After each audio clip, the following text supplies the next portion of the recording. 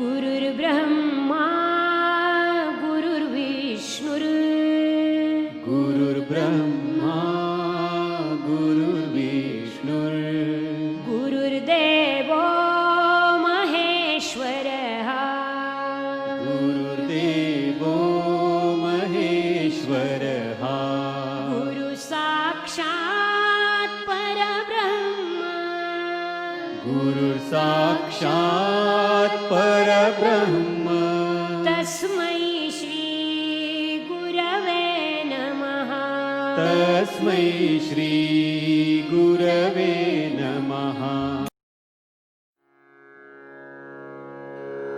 ॐ नमो भगवते वासुदेवाय ॐ नमो भगवते वासुदेवाय ॐ नमो भगवते वासुदेवाय ॐ नमो भगवते वासुदेवाय ॐ नमो भगवते वासुदेवाय वासुदेवाय वासुदेवाय।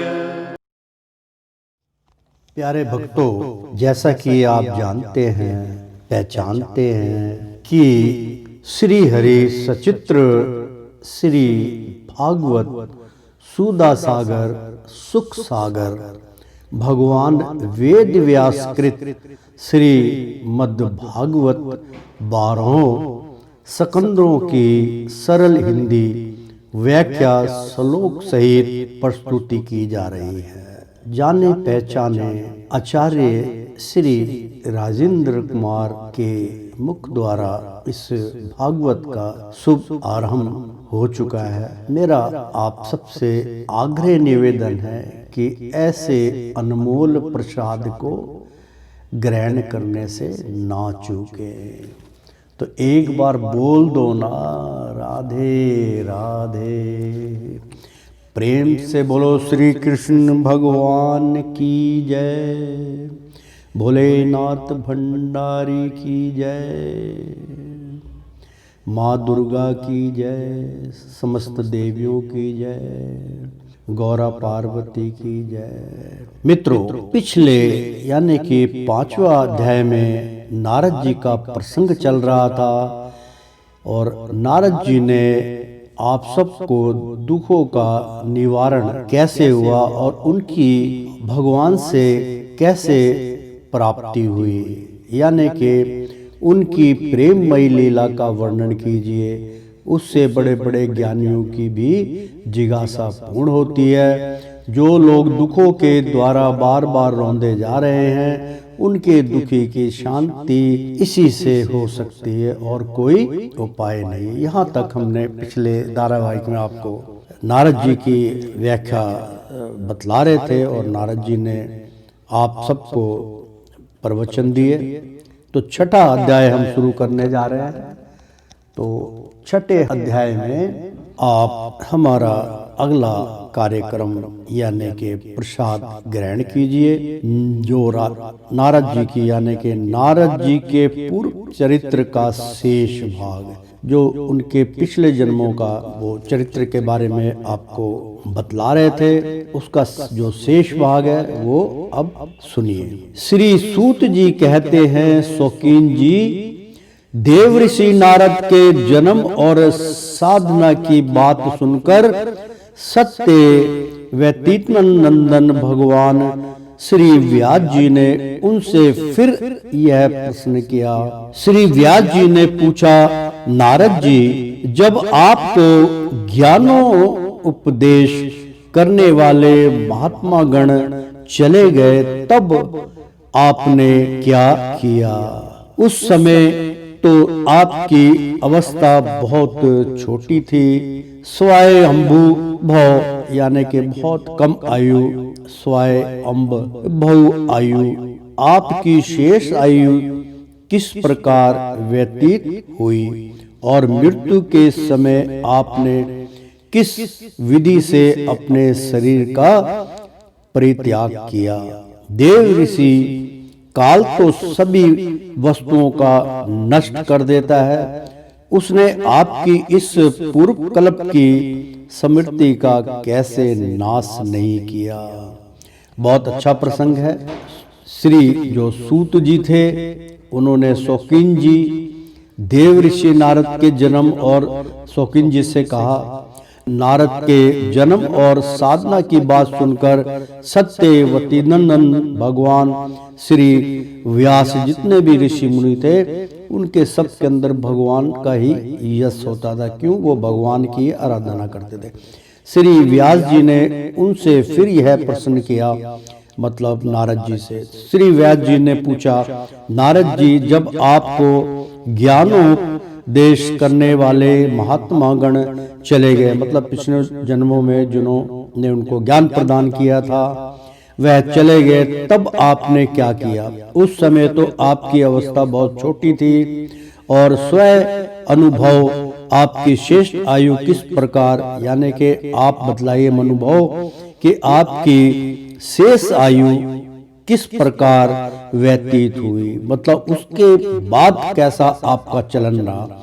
तो मित्रों, बड़ी ज्ञान की बात है कि ज्ञानी पुरुष जब आपको कुछ ज्ञान का दान देते हैं, उनके जाने के पश्चात आपकी मन की प्रवृत्ति, मन की इच्छा आपको क्या कुरेदती है, क्या आपको महसूस होता, उसके बारे में नारद जी बतलाएंगे। व्यतीत हुई और मृत्यु के समय, जब आप सबका मृत्यु का समय आता है, आपने किस विधि से अपने शरीर का परित्याग किया?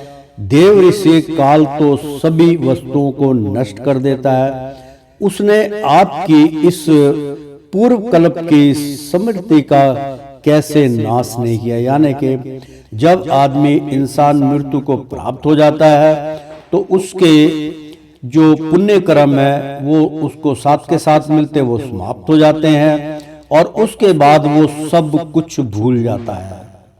उनका तात्पर्य हुआ कि मरण उपरांत जब शरीर परित्याग, तो ऐसे मतलब जो है, जो काल जो होता है वो ऐसी किसी भी वस्तु का आपके सामने नष्ट कर देता है कि आपको किसी चीज की चेतना, चाहे आपको पुत्र का मोह हो, चाहे आपको अपनी पत्नी का मोह हो, चाहे आपको संसार का पिता माता का मोह हो, या किसी भी पुत्र पुत्री या किसी भी मित्र, हर चीज यानी कि भगवान की से भी जो आपका लगाव होता है, और कोई वस्तु आपको बहुत खूबसूरत होती है जिसका जो मृत्यु के ऊपर विजय प्राप्त करना चाहती है, अपने मोह जाल में उसको फंसना चाहती है, रखना चाहती है, लेकिन उस पे भी वो विजय प्राप्त नहीं कर पाता, क्योंकि आपकी मतलब काल जब आता है तो वो सब चीज को नष्ट कर देता है, लेकिन मृत्यु जो है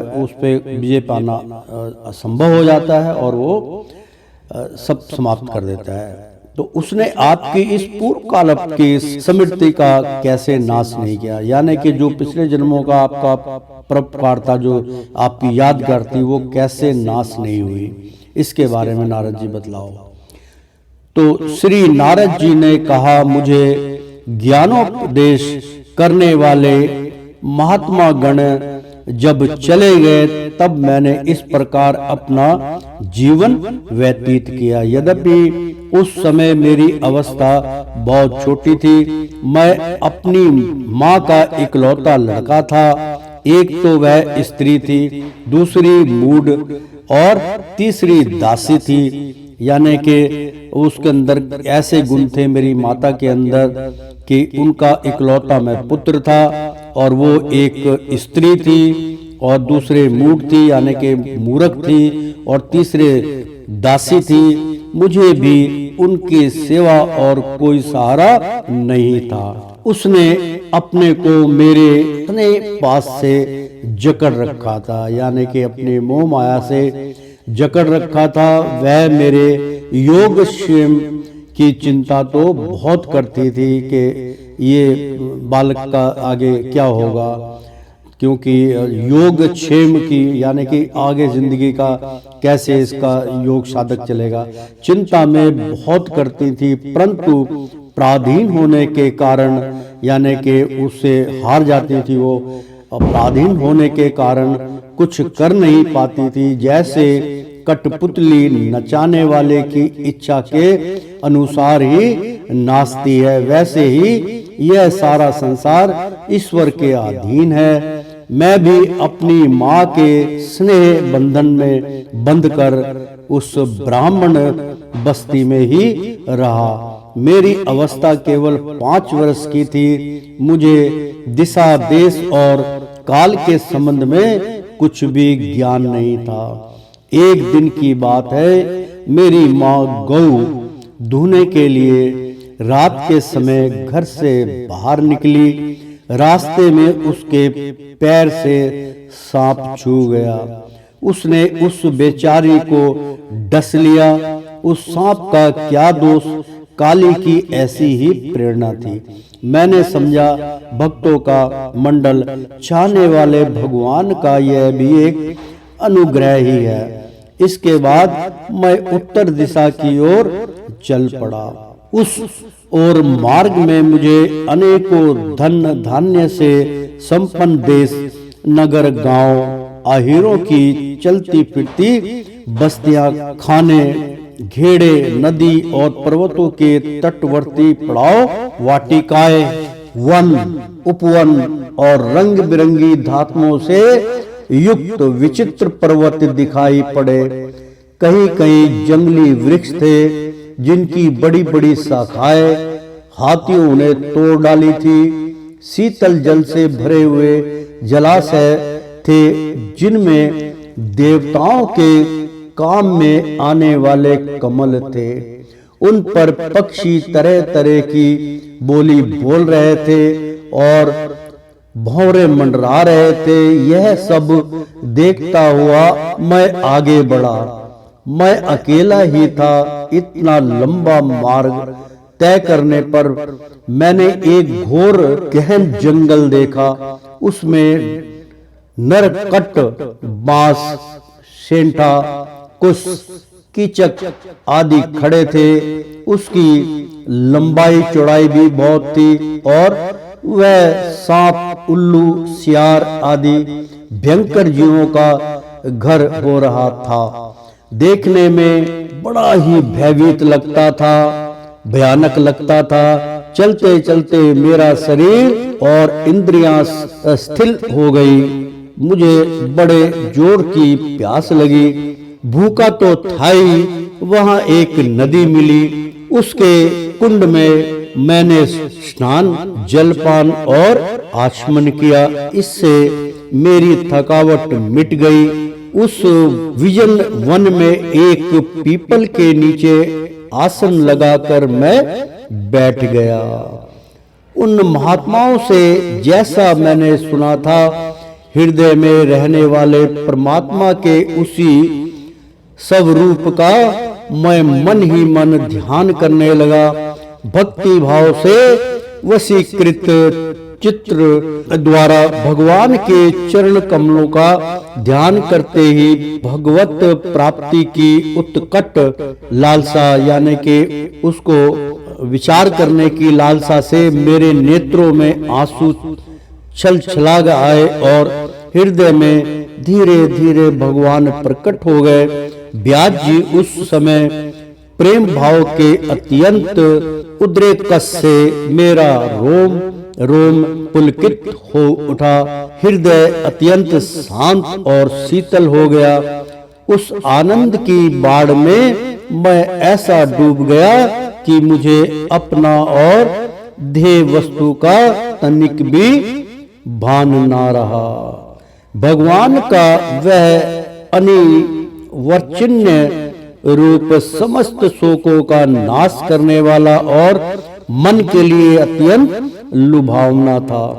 सहसा उसे ना देख मैं बहुत ही विकल हो गया और अनमना सा होकर आसन से उठ खड़ा हुआ। विचारधारा मेरी बदल गई। लीजिए मैं थोड़ा सा आपके लिए जल्दी जल्दी मैं इसका उच्चारण कर दूं ताकि आपके समझ में आ जाए। जब नारद जी भटकते हुए, क्योंकि उनकी माता का देहांत हो गया सर्प के काटने से, माता को छोड़ दिया। उन्होंने हरि के ऊपर हरि इच्छा समझ के कि इनका इसी तरीके से मुक्ति होनी थी और वो असहाय बेसहारा के कारण जब कोई व्यक्ति असहाय बेसहारा हो जाता है तो उसको ईश्वर का मात्र सहारा होता है, और ईश्वर की ज्ञान स्वरूप द्वारा प्रेरणा जो मिली थी उसको लेके वो जंगल की ओर चल दिए। जब जंगल की ओर चल दिए उसमें नरकट, मतलब नरकट एक जैसे सरकट्टा बोल देते हैं, मतलब बांस जिसका मूंज बनती है, क्या वो मूंजी समझ लो है, तो सरकट उसे बोलते हैं, जिसको सरकंडा बोल देते हैं, आइसक्रीम वाले भी उसको इस्तेमाल करते हैं। उसमें सरकट और बांस लंबे लंबे, सेठा मतलब सोटा, और कुस यानी कि घास ऊंची ऊंची, कीचक मतलब कीचड़ था आदि खड़े थे, उसकी लंबाई चौड़ाई भी बहुत थी, और वह सांप, उल्लू, सियार आदि भयंकर जीवों का घर हो रहा था। यानी कि उसमें उल्लू, सियार, इतनी घनी झाड़ियां थी, उसमें ऐसे जानवर का बसेरा था। देखने में बड़ा भयावाना लगता था, बड़ा भयानक लगता था, डर लगता था। चलते चलते मेरा शरीर और इंद्रियां स्थिर हो गई, यानी कि थक गई, और मेरा मन कर रहा था कि अब बस खड़े हो जाओ या बैठ जाओ। मुझे बड़े जोर की प्यास लगी, भूखा तो था ही। वहां एक नदी मिली, उसके कुंड में मैंने स्नान, जलपान और आचमन किया, यानी कि स्नान करके उनका धन्यवाद किया, आचमन किया, उसको अपने शरीर पर डाला। इससे मेरी थकावट मिट गई। उस विजन वन में एक पीपल के नीचे आसन लगाकर मैं बैठ गया। उन महात्माओं से जैसा मैंने सुना था, हृदय में रहने वाले परमात्मा के उसी स्वरूप का मैं मन ही मन ध्यान करने लगा, यानी कि बैठ के सुमरन करने लगा कि अब मैं करूं क्या। तो जो कथा वो सुनाते थे महात्मा लोग, वो बचपन में सुनता था, तो वो कथा भगवान स्वरूप सुनाते थे, भगवान हरि की कथा सुनाते थे, बड़े बड़े महर्षियों की कथा सुनाते थे, तो वो ग्रहण करता था। तो उन्हीं की आकृति बना के नारद मुनि ध्यान योग में उनका स्मरण करने लगे। हृदय में रहने वाले परमात्मा के उसी स्वरूप का मैं मन ही मन ध्यान करने लगा, भक्ति भाव से, यानी कि दिव्य दृष्टि से उनका ध्यान करने लगा। त्रिकुटी में उनको साध लिया, लगा भक्ति भाव से वशीकृत चित्त द्वारा, यानी कि उनका चित्र द्वारा, मतलब चित्त के अंदर वशीकृत मतलब भक्ति भाव से वशीकृत, यानी कि मैंने उनको अपने हृदय में उतार लिया। तो चित्त द्वारा भगवान के चरण कमलों का ध्यान करते ही, यानी कि उनके चरण कमल को मैंने पकड़ लिया, उनका ध्यान दे ही भागवत प्राप्ति की उत्कट लालसा में, मतलब मेरे को कुछ पाने की, भगवान की कहानियां, मतलब भागवत का अर्थ होता है कि भगवान की कथाओं का उल्लेख, भगवान कैसे थे, भगवान के बारे में जानना, उसकी प्राप्ति के लिए उत्कट लालसा से मेरे नेत्रों में आंसू छलछलाया आए, मतलब आंसू छलक गए आए, और हृदय में धीरे धीरे भगवान प्रकट हो गए। व्यास जी उस समय प्रेम भाव के अत्यंत उद्रेकस से, यानी कि जो मुझे उस टाइम पे प्रेम के भाव उत्पन्न हुए थे, मैं अतियत गदगद हो गया, मेरा रोम रोम पुलकित हो उठा, मेरे रोम रोम रोंगटे खड़े हो गए, पुलकित होने लगे, यानी कि एक ऐसी मतलब दिव्य दृष्टि और दिव्य शक्ति मुझे प्राप्त हुई। हृदय अत्यंत शांत और शीतल हो गया, हृदय में जो मेरी वेदना थी नष्ट हो गई, और आत्मा मेरी बिल्कुल शांत शीतल जल, ठंडे पानी की तरह और ठंडी हो गई। उस आनंद की बाढ़ में मैं ऐसा डूब गया कि मुझे अपना और ध्येय वस्तु का तनिक भी भान ना रहा, मतलब सब कुछ मैं भूल चुका था। भगवान का वह अनिवर्चनीय रूप समस्त शोकों का नाश करने वाला और मन के लिए अत्यंत लुभावना था, यानी कि भगवान की प्रतिमा जो थी उसी से वो मेरे मन में समा गई, और मैं उन्हीं की समाहित आत्मा और दृश्य और उनकी प्रतिमा का अंतर करने के अंदर मैं देखने लगा, उन्हीं से मैं प्रेम करने लगा और मैंने संसार की जितनी भी मतलब मोह माया की शक्तियां थी सबका उन्होंने त्याग करवा दिया। सहसा उसे ना देख मैं बहुत ही विकल हो गया और अनमाना सा होकर आसन से उठ खड़ा हुआ। मतलब उन चीजों को देख के मैं इतना आनंदित हो गया कि मैंने उस आसन को छोड़ दिया, क्योंकि नारद मुनि जो है वो आसन पे कभी नहीं बैठते थे। बाद में जब उनको प्राप्ति हुई थी तो वो बस घूमते रहते थे और नारायण नारायण का जप करते रहते थे। मैंने उस सब रूप का दर्शन फिर करना चाहा, किंतु मन को हृदय में समाहित करके बार बार दर्शन की चेष्टा करने पर भी मैं उसे नहीं देख सका। आप जानते हैं, मैं अभी इसका उच्चारण करके बतलाऊंगा। मैं अत्र पत्र के समान आतुर हो उठा। इस प्रकार निर्जन वन में मुझे प्रयत्न करते देख स्वयं भगवान ने, जो वाणी के विषय में नहीं है, बड़ी गंभीर और मधुर वाणी से मेरे शोक को शांत करते हैं। यानी कि मैंने उस सब रूप का, यानी कि जब पीपल के नीचे बैठ के ध्यान योग में गए, भगवान ने मतलब अपनी लीलाओं का उनको संपूर्ण जो है लीला दिखाई और वो भगवान को पाना चाहते थे, भगवान उनके अंदर समाहित हो गए।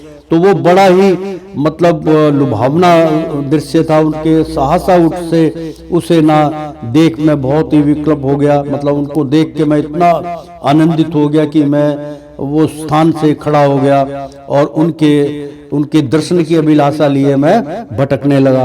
तो मैंने उस रूप का दर्शन फिर करना चाहिए, यानी कि जो रूप मुझे उस टाइम पे ध्यान योग में प्राप्त हुआ था, मैंने दोबारा उस रूप का दर्शन करना चाहा, किंतु मन को हृदय में समाहित करके बार बार दर्शन की चेष्टा करने पर भी मैं उसे नहीं देख सका। यानी कि कई बार भगवान हरि के दर्शन हो जाते हैं, फिर कई हजार साल क्या कई वर्ष बीत जाते हैं तो उनके दर्शन नहीं होते।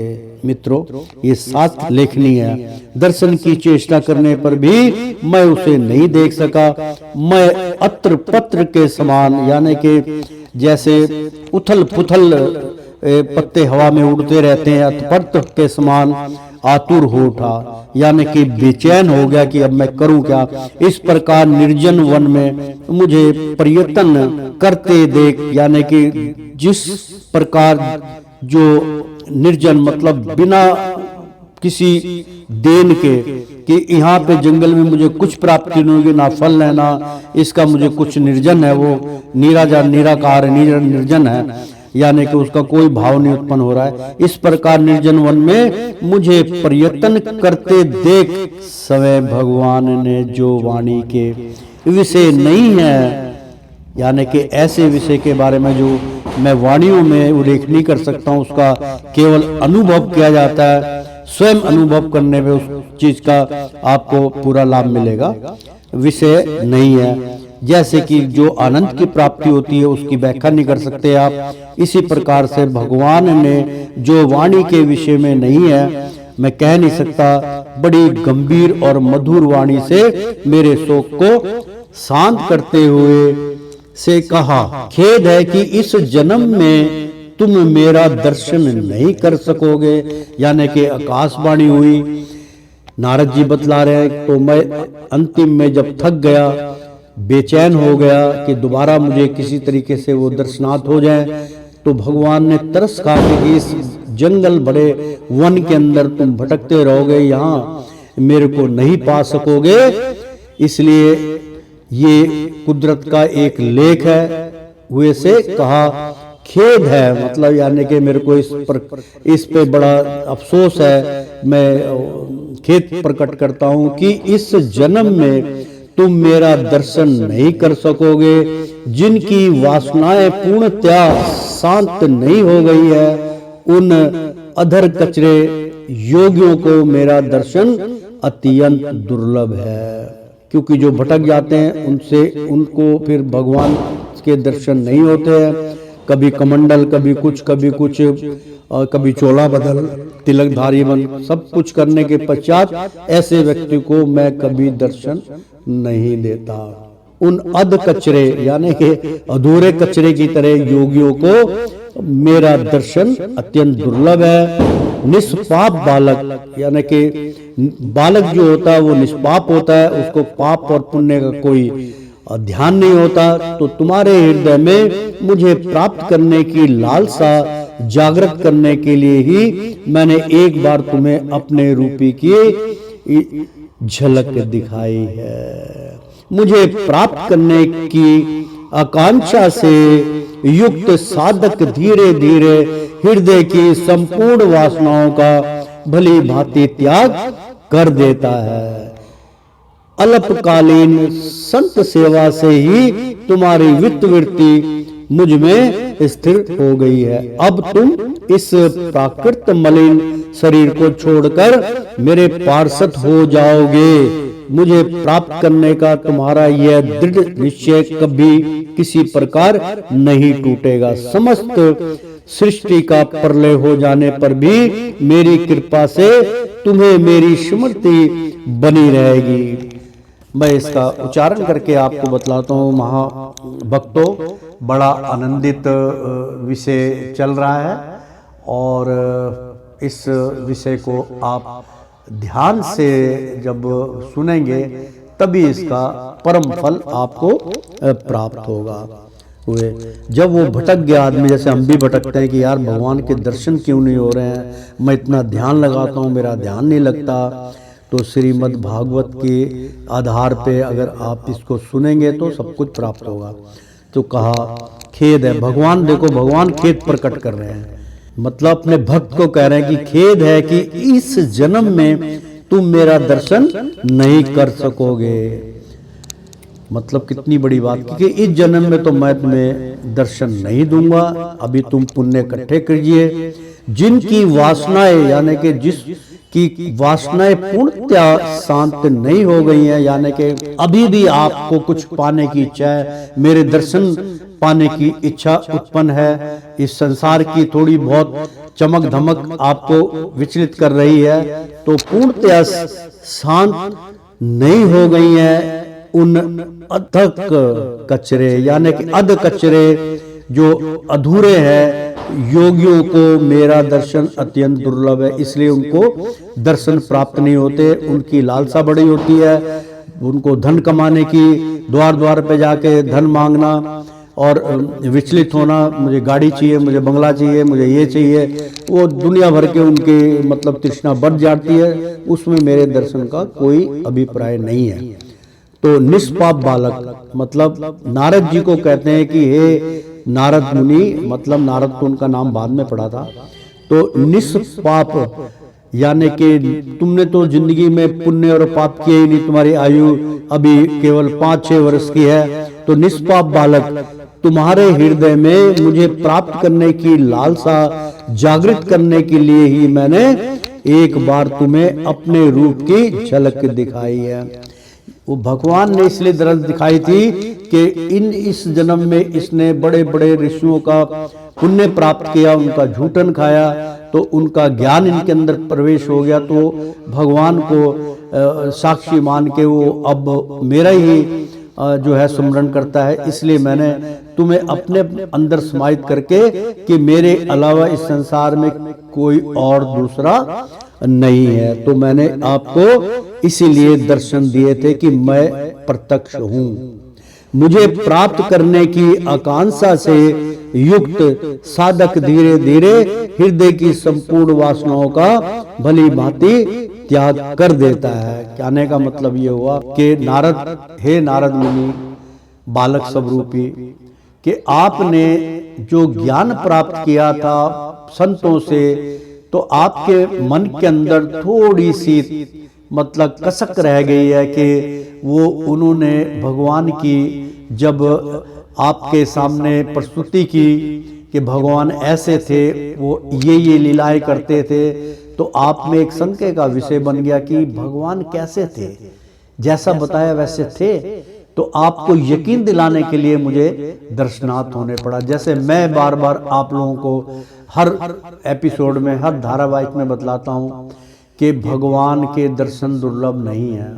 आप अपने आप को बदल डालिए, प्रभु से नेहा लगा दिए, तो प्रभु अपने शिष्यों की वाणी को झूठा नहीं होने देते हैं।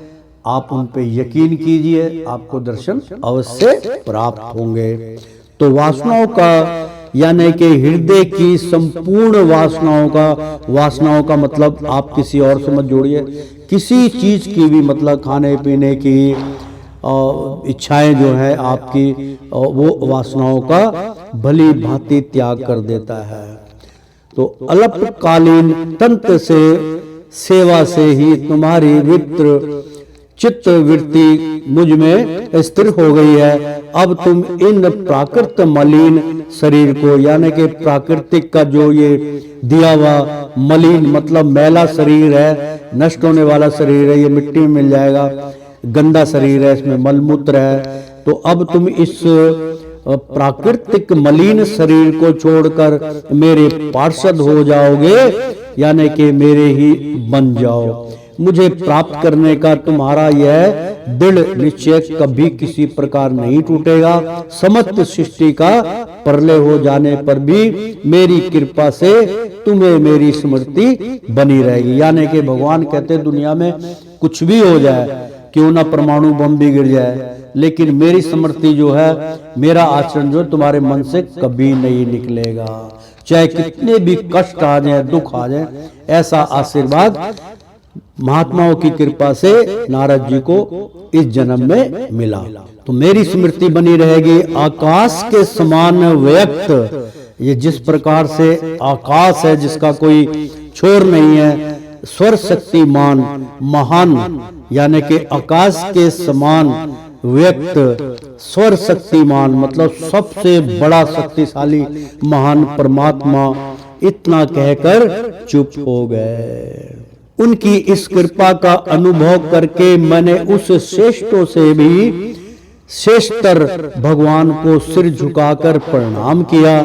तभी से मैं लज्जा संकोच छोड़कर भगवान के अत्यंत रहस्य में और मंडल में मधुर नामों और लीलाओं का कीर्तन और स्मरण करने लगा।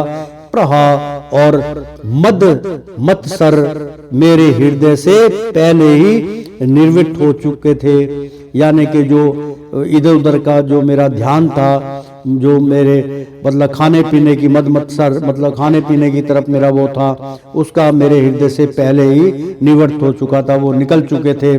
अब मैं आनंद से काल की प्रतीक्षा करता हुआ पृथ्वी पर विचरने लगा कि अब मेरा समय निकटम आ जाएगा, तो मैं काल की प्रतीक्षा मतलब काल के लिए वो इंतजार करने लगे। तो व्यास जी इस प्रकार भगवान की कृपा से मेरा हृदय शुद्ध हो गया, आसक्ति मिट गई और मैं श्री कृष्ण प्रयाण हो गया, यानी कि मेरा जो प्राण था वो भगवान श्री कृष्ण के अंदर समाहित हो गया और श्री कृष्ण प्रायण यानी कि मेरे प्राण जो आत्मा है वो एक हो गए। कुछ समय बाद जैसे एकाएक बिजली कौंध जाती है, चमक जाती है, वैसे ही अपने समय पर मेरी मृत्यु आ गई। मुझे शुद्ध भगवत पार्षद शरीर प्राप्त होने का अवसर आने पर प्रारंभ क्रम समाप्त हो जाने के कारण पंच भौतिक शरीर नष्ट हो गया। मतलब जो 5 तत्वों से मेरा शरीर बंधा हुआ था और मुझे पता भी नहीं चला मेरा शरीर कब समाप्त हो गया और मेरे सारे कर्म कट गए। तो शरीर पंच भौतिक शरीर नष्ट, क्योंकि भौतिक संसार है ये। भौतिक का मतलब होता है कि ये हर चीज ये भौतिक है, आज नहीं तो कल इसका अंत होना अवश्य है। शरीर नष्ट हो गया।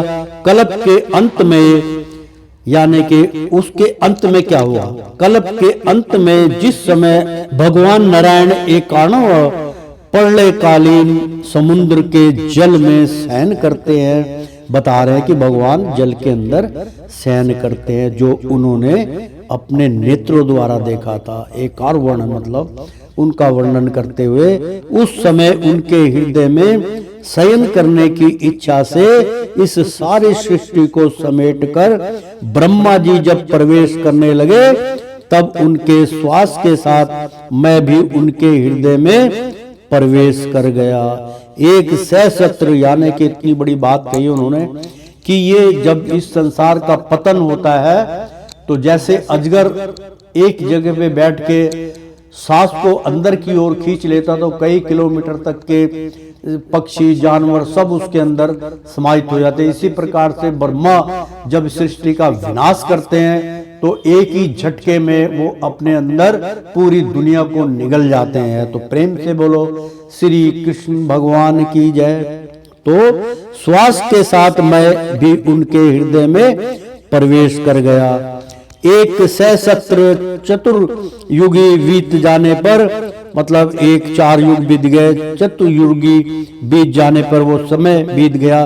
बीत जाने पर जब ब्रह्मा जगे और उन्होंने सृष्टि करने की इच्छा की, मतलब चतुर्युग चारों, मतलब सतयुग और त्रेता युग, द्वापर युग, कलयुग, ये सब बार बार आते और बार बार इनका पतन होता है। तो जब वो बीत गए 4 युग, करोड़ों साल बाद बीत जाने पर ब्रह्मा जागे, मतलब ब्रह्मा उनको लेके निद्रा में चले गए।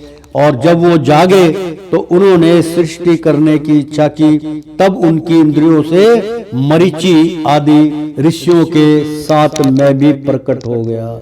तभी से मैं भगवान की कृपा से वैकुंठ आदि में, इसलिए कहते हैं कि ब्रह्मा मतलब ऋषियों के साथ मैं भी प्रकट हूं। जब ऋषि उत्पत्ति हुई ऋषियों की तो वही तो उसी से सृष्टि चलेगी, शैतान थोड़ा उत्पत्ति करेंगे। तो वो नारद जी कहने लगे कि उन्हीं के साथ मेरी उत्पत्ति हो गई।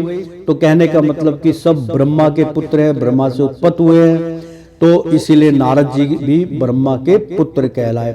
तभी से मैं भगवान की कृपा से वैकुंठ धाम में, यानी कि वैकुंठ आदि में और तीनों लोकों में बाहर और भीतर बिना रोक टोक विचरण किया करता हूँ। यानी कि नारद जी के लिए किसी भी लोक में कोई रुकावट नहीं है। वो वैकुंठ आदि में या वैकुंठ धाम और तीनों लोकों में बाहर और भीतर बिना रोक टोक विचरण किया करता हूँ। मेरे जीवन का वर्त भगवान देवजन अखंड रूप से चलता रहता है। मतलब भगवान का सुमरण जैसे कि हमेशा नियंत्रण नारायण के अंतरकण से उनके अंदर की जो माला है उसके साथ वो नाम जुड़ गया है, और वो चाहे मुख से बोले चाहे ना बोले, वो नारायण का जो जप है वो उनके मुख अंतरकण से कभी भी मूर्छित नहीं होता। तो भगवान की दी हुई इस स्वर ब्रह्मा से विभुत हो वीणा का परतान छोड़ के, यानी कि भगवान जीवन का वर्त भगवान के अखंड रूप से चलता रहता। मतलब जो भगवान का सबसे अखंड रूप है जिसमें लाखों करोड़ों हाथ हैं, पैर हैं, मतलब पूरी दुनिया उसमें समाहित है, चलता रहता है। भगवान की दी हुई इस स्वर ब्रह्मा से विभूषण यानी कि विभूषित वीणा पर तान, मतलब जिसका जो तान कभी रुकती नहीं है, वीणा इतनी गूंजती है। तो वीणा पर तान छेड़कर मैं उनकी लीलाओं का गान करता हुआ सारे संसार में विचरता हूँ। तो वो हमेशा भगवान की लीलाओं का ही वर्णन करते थे। नारायण नारायण, फिर नारायण की कथा करते थे, कथा वाचक थे। जब मैं उनकी लीलाओं का गान करने लगा हूँ तब वे प्रभु जिनके चरण कमल समस्त तीर्थों के उद्गम स्थान है और जिनका यशोगान मुझे बहुत ही प्रिय लगता है, बुलाए हुए की बात, आमंत्रित करता हुए की बातें तुरंत मेरे हृदय में आकर दर्शन दे देते हैं। उनके मन के अंदर जब वो वीणा बनाते थे, जब भजन करते थे, तो भगवान बिना बुलाए ही भगवान वहां पे उपस्थित हो जाते थे। यानी कि जिनका योगोगान मुझे बहुत ही प्रिय लगता, जो पूरे संसार में उनका एक गान चलता है, उनका नाम चलता है, बुलाए हुए की भांति तुरंत मेरे हृदय में आकर दर्शन दे देते हैं। जिन लोगों का चित्त निरंतर विषय भोगों की कामना से आतुर हो रहा है, उनके लिए भगवान की लीलाओं का कीर्तन संसार सागर से पार जाने का जहाज है। यह मेरा अपना अनुभव है। तो नारद जी ने कहा, जिनके चरण कमल समस्त तीर्थों के उद्गम स्थल, यानी कि जो उनके तीर्थ स्थान है जो मुख्य माने गए हैं, और जिनका यशोगान यानी कि जिसके कीर्तन से यश पैदा होता है, ताकत मिलती है, मुझे बहुत ही प्रिय लगता है। बुलाए हुए की भांति तुरंत, मतलब जैसे किसी को बुलाते हैं, आमंत्रित करते हैं, तो मुझे बिना बुलाए ही हुए जब उनका कीर्तन करता हूं तो बिना बुलाए हुए की भांति तुरंत मेरे हृदय में आकर दर्शन दे देते हैं। जिन लोगों का चित्त नियंत्रण विषय भोगों की कामना से आतुर हो रहा है, यानी कि हम लोगों का जो चित्त है वो हमारी कामना कृत कभी पूर्ण नहीं होती है। इतनी चिंताएं और इतना हमें कर्म करने पड़ते हैं, हर चीज मोह माया इस भौतिक संसार के बंधनों से मुक्ति नहीं मिलती। जिन लोगों का चित्त नियंत्रण, मतलब हमारा वास्तव में हर प्राणी का चित्त नियंत्रण, रात को 2 बजे उठ जाते हैं तो 2 बजे भी वही काम के बारे में, एक दूसरे की ईर्ष्या बैर भाव, वो सब हमारे अंदर विषय बनकर चलते रहते हैं भोगों की, यानी विषय भोगों की कामना से आतुर हो रहा है, यानी कि उस कामना से हमारा समय और हमारी जिंदगी, हमारा भविष्य नष्ट हो रहा है। उनके लिए भगवान की लीलाओं का कीर्तन संसार सागर से पार जाने का जहाज है।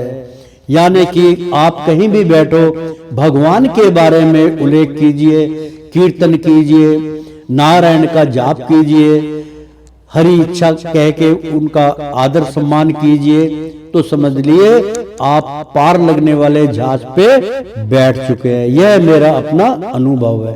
काम और लोभ की चोट से बार बार घायल हुआ हृदय श्री कृष्ण सेवा से जैसे प्रत्यक्ष शांति का अनुभव करता है, यम नियम आदि योग मार्गों से वैसी शांति नहीं मिल सकती। व्यास जी, आप निष्पाप हैं। आपने मुझसे जो कुछ पूछा था वह सब आप अपने जन्म और साधना का रहस्य तथा आपकी आत्म तुष्टि का उपाय मैंने बतला दिया। कितनी बड़ी ज्ञान की चर्चा की और ज्ञान उन्होंने बांटा कि मुझ तक, मैं ईश्वर तक कैसे पहुंचा, सब लीलाएं उन्होंने बतलाई। तो एक बार उच्चारण कर देते हैं। लोभ की चोट से बार बार घायल, मतलब हमें तो बार बार लोगों का दुख झेलना पड़ता है, ताने सुनने पड़ते हुआ हृदय श्री कृष्ण सेवा से जैसी प्रत्यक्ष शांति का अनुभव करता है। भगवान श्री कृष्ण की शरणागत में चले जाइए, आपका चित्त बिल्कुल शांत हो जाएगा, सारी चिंताओं से आप मुक्त हो जाएंगे। यम नियम, यानी कि जो यम दूत होते हैं उनका नियम है, आदि योग मार्गों से वैसी शांति नहीं मिल सकती। जो योग साधना करते हैं उन चीजों से कभी भी आपको शांति प्राप्त नहीं होगी। व्यास जी, आप निष्पाप हैं, मतलब व्यास जी महापुरुष हैं, आप निष्पाप है, आपने आज तक कोई पाप नहीं किया, आपने जो गुणगान किया वो निष्पाप है, आप उसको पाप में मत गिनिए। आपने मुझसे जो कुछ पूछा था वह सब अपने जन्म और साधना का रहस्य तथा आपकी आत्म तुष्टि का उपाय मैंने बतला दिया। श्री सूत जी कहते हैं, यानी कि श्री सूत जी कहते हैं, शौकीन आदि ऋषियों देव ऋषि नारद ने व्यास जी से इस प्रकार कहकर जाने की अनुमति ली और वीणा बजाते हुए स्वच्छंद विचरण करने के लिए वे चल पड़े। यानी कि उनकी वार्तालाप सुन के सारे जितने भी ऋषि थे, शौकीन आदि सूत जी, वो सारे ऋषि कंत्रों के भगवान का भजन करते हुए अनुमति ली और यानी कि नारद ने व्यास जी से इस प्रकार कह के जाने की अनुमति ली और वीणा बजाते हुए स्वच्छ छंद विचरण करने के लिए वे चल पड़े। नारद जी उन सब से आज्ञा लेके अपनी वीणा बजाते हुए नारायण नारायण करते हुए वो विचरण करने लगे। आहा, ये देव ऋषि नारद धन्य है, क्योंकि ये सकंड प्राणी भगवान की कीर्ति को अपनी वीणा पर गाकर समय तो आनंद मगन होते ही हैं, साथ साथ इस त्रिपत जगत को भी आनंदित करते रहते हैं। तो मित्रों, एक महामंत्र तो आपको यहाँ से प्राप्त हो गया है। यदि आपको कोई नामदान आपने नहीं लिया है तो आपको चिंतित होने की आवश्यकता नहीं है। अगर आपने किसी गुरु की शरणागत में नहीं गए, आप जाना नहीं चाहते हैं, तो आप आज इस भागवत अमृत का पान कीजिए और आप जो नारद जी ने आपको ये महामंत्र दिया है, नारद जी ने आपको नामदान की दीक्षा ली है, इसी को अपना लीजिए, सब कुछ प्राप्त होगा। क्या दिया नाम? नारायण। और श्रीमन नारायण नारायण हरि हरि, श्रीमन नारायण नारायण हरि हरि, तेरी लीला सबसे न्यारी न्यारी, बोलो हरि हरि। एक बार बोल दो ना, राधे राधे। प्यारे भक्तों, कितना आनंद आ रहा है। मैं क्षमा चाहूँगा कि मुझे कुछ उच्चारण करने में बहुत जल्दी तीव्र गति अपनानी पड़ती, क्योंकि ये भागवत कथा है। अगर मैं बहुत स्लो हो जाऊँगा तो बहुत समय लग जाएगा। फिर भी मैंने आज्ञा लेके जल्दी से जल्दी इसको समाप्त करूँगा, आप तक वो प्रसाद बांटने की चेष्टा करता हूँ। तो इसके लिए मैं कोटि कोटि धन्यवाद के साथ क्षमा याचना करता हूँ कि आप इस आचार्य को भगवान श्री कृष्ण का भक्त चरणों की धूल समझ के क्षमा कर देंगे। तो प्रेम से बोलो श्री कृष्ण भगवान की जय।